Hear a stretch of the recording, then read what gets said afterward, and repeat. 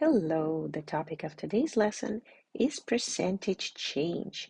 We are on page 78 of our textbooks. Now, percentage change typically means two things, either of two things. You can have percent increase. I usually label it with this arrow pointing down. Or sometimes we will be looking for percent decrease. In either case, whether percentages are going up or down, it is a change. Let's look at this bar graph.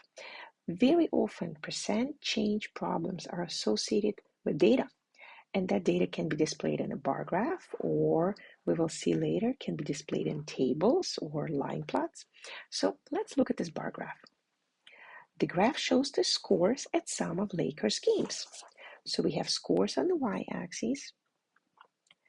We have the calendar, right? The dates of their games on the x-axis. So what happened on January 2nd? Lakers scored 113 points. What happened on January 4th? Lakers decreased their score by 13 points and scored only 100. What happened on January 6th? Well, compared to January 4th, Lakers improved their scores by 5 points. So we see the increase and decrease, but we need to express this change as a percentage, So at the match on January 4th, the Lakers scored 100 points against their opponent, a decrease from the match on January 2nd. Find the percent decrease, not only in points. Yes, we see that they dropped 13 points, but what percentage is that? So what is given? We can always write down given, literally using this word, given. On January 2nd, we have 113 points. On January 4th, we have 100 points. That means there was a change of minus 13 points, or just 13. How do we figure out percent decrease? We always take the change and we compare it to January 2nd. What are they asking us to compare to? The scores from January 2nd to January 4th. So January 2nd is your benchmark for comparison. Benchmark, let's call it just that. So whenever we're looking for percent change, first we find the difference and then we compare it to the benchmark. Very often it is the previous data point in the past. Like in this case, it was in January 2nd. So we took the change, and that was 13 points difference, and we divided it by 113 points. Why? Because that was our benchmark. We were comparing to January 2nd.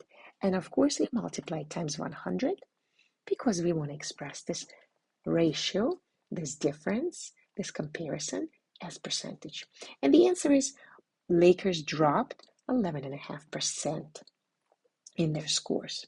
Now, let's take a look at the next problem, part B. What is the percent increase in the Lakers scores between January 4th and January 6th? Take a look at the bar graph. Now, January 4th is our new benchmark. You see, we are now comparing to the scores on Jan 4th. So, what happened on Jan 4th? There was 100 points, right? 100 points on January 4th. What happened on January 6th? They increased by 5 points. How do we figure this out as a percent increase? Well, we take the difference, which is 5 points, 5-point increase, and divide it, compare it to our benchmark, which is the score of 100 on January 4th. And of course, we always multiply by 100% if we want our answer in percentages. So there was a 5% increase in the scores from between January and January 6th compared to January 4th. Let's take a look at the next part C. The Lakers coach wants the team to improve their January 6th score by at least 10% in the next game. What is the minimum score that the team must get to achieve the coach's target? Let's take a look at our graph. So let's go back a few pages. So what Lakers coach wants to do, that person for their next game wants to increase their score at least by 10 points. So it will be something like that, right? For the next game, which means they must score at least 115 points, right? At least 115 points. Now, the question is, 10%. Are you, Miss Natasha? 10%.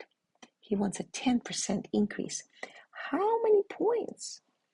How many points should they score extra compared to January 6th? Well, let's take a look again. What are we comparing to? We are comparing to January 6th. On January 6th, they did pretty well. They already scored 105 points, but the coach is not satisfied. The coach wants 10% improvement. What is 10% of 105 points? We know to find 10%, we just divide by 10 because it's the same as 1/10 of a quantity. So it is 10 and a half, which we always round to 11 points, right? You can't score 10 and a half points in basketball. Therefore, the coach wants the team to score 116 points in their next match, because that is precisely going to be 10% improvement compared to January 6th. I hope you found this lesson useful. We're going to go into examples in our next lesson.